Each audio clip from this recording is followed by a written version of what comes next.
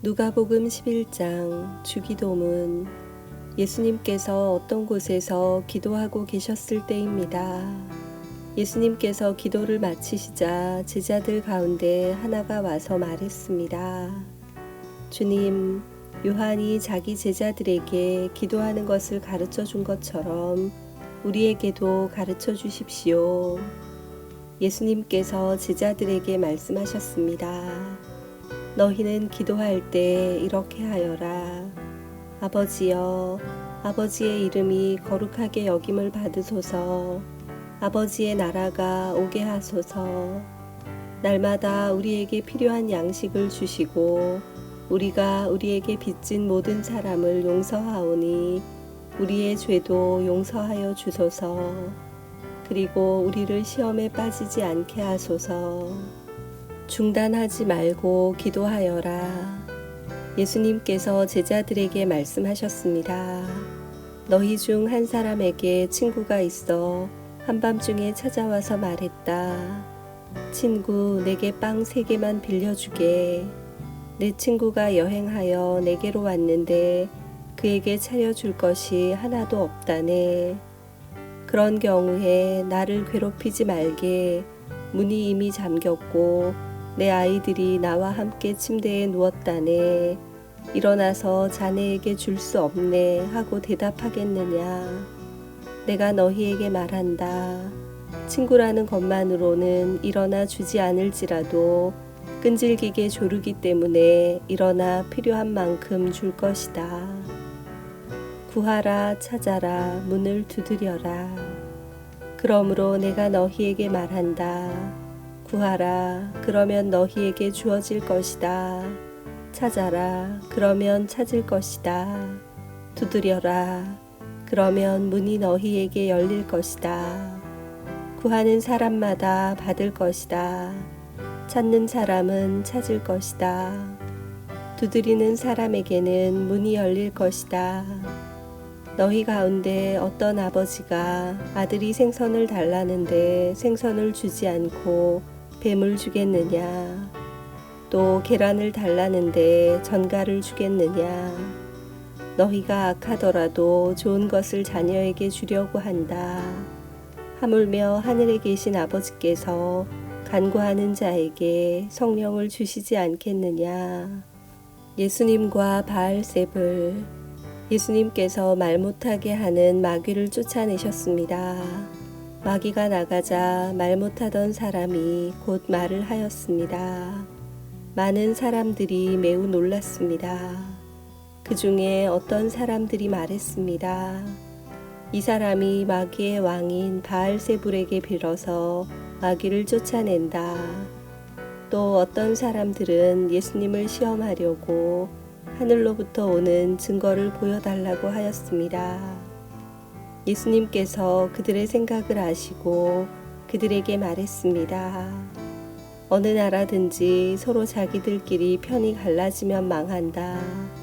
그리고 자기들끼리 싸우는 가정도 무너진다. 내가 바알세불에게 빌어서 마귀를 쫓아낸다고 하는데 만일 사탄도 서로 자기들끼리 갈리면 사탄의 나라가 어떻게 서 있겠느냐. 만일 내가 바알세불에게 빌어서 마귀를 쫓아내면 너희 자녀들은 무엇을 가지고 마귀를 쫓아내느냐. 그러므로 그들이 너희의 말이 틀렸다는 것을 증명하고 있다. 만일 내가 하나님의 손가락의 능력으로 마귀를 쫓아낸다면 하나님 나라가 너희에게 와 있는 것이다. 힘센 사람이 온갖 무장을 하고 자기의 집을 지킬 때 그 재산은 안전할 것이다. 그러나 이 사람보다 더 힘센 사람이 와서 그를 공격하여 이기면 무기를 빼앗고 그의 재물도 빼앗아 나눌 것이다. 나와 함께 하지 않는 사람은 나를 반대하는 사람이다. 나와 함께 모으지 않는 사람은 흩어버리는 사람이다. 더러운 영이 돌아옴. 더러운 영이 어떤 사람에게서 나와서 쉴 곳을 찾아 물이 없는 곳을 헤매고 다니다가 찾지 못하면 내가 나왔던 집으로 다시 돌아가야겠다라고 말한다. 돌아와서 보니 전에 있던 곳이 깨끗하게 청소되고 잘 정리되어 있다. 이에 그 더러운 영이 나가서 자기보다 더 악한 영 7을 데리고 와서 거기에 들어와 산다. 결국 그 사람의 나중 상태가 처음보다 더 나쁘게 된다. 참으로 복된 사람. 예수님께서 이 말씀을 하고 계실 때 한 여인이 무리들 속에서 목소리를 높여 외쳤습니다. 당신을 낳아서 기른 당신의 어머니는 참 복이 있습니다. 예수님께서는 오히려 하나님의 말씀을 듣고 지키는 사람이 복이 있는 사람이다라고 말씀하셨습니다. 요나와 같은 증거. 사람들이 더 모여들 때 예수님께서 말씀하셨습니다. 이 세대는 악한 세대이다. 이 세대가 증거를 달라고 하지만 요나의 증거 외에는 아무 증거도 받지 못할 것이다. 니느웨 사람들에게 요나가 증거가 된 것처럼 인자도 이 세대에게 증거가 될 것이다. 심판의 때에 남쪽 나라 여왕이 이 시대의 사람들과 일어나서 그들을 죄인으로 심판할 것이다. 이는 그가 솔로몬의 지혜를 들으려고 땅끝에서 찾아왔기 때문이다. 그러나 솔로몬보다 더 큰 사람이 여기 있다. 심판의 때에 니느웨 사람들이 이 시대의 사람들과 일어나 그들을 심판할 것이다. 이는 그들이 요나의 선포를 듣고 회개하였기 때문이다. 그러나 요나보다 더 큰 사람이 여기 있다. 눈은 몸의 등불이다. 누구든지 등불을 켜서 지하실에 두거나 돛박 아래 두지 않고 등잔대 위에 올려놓아 들어오는 사람들이 빛을 볼 수 있게 한다. 내 눈은 몸의 등불이다.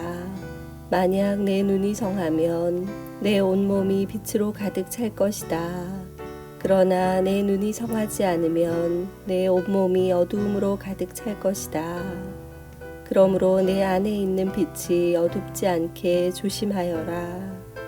만일 내 온몸이 빛으로 가득 차고 어두움이 없다면 등불이 그 빛으로 너를 비출 때처럼 온전히 밝게 빛날 것이다.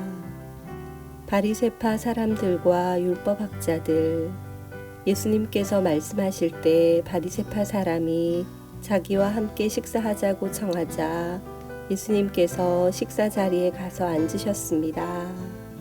예수님께서 식사하시기 전에 손을 씻지 않는 모습을 보고 바리새파 사람이 이상하게 생각했습니다. 그러자 주님께서 그에게 말씀하셨습니다. 너희 바리새파 사람들은 잔과 접시의 겉은 깨끗하게 씻는다. 그러나 그 속에는 욕심과 악한 것이 가득 차 있다. 어리석은 사람들아, 겉을 만드신 분이 속도 만들지 않으셨느냐? 속에 있는 것으로 자비를 베풀어라. 그러면 모든 것이 너희에게 깨끗해질 것이다. 너희 바리새파 사람들에게 화가 있을 것이다.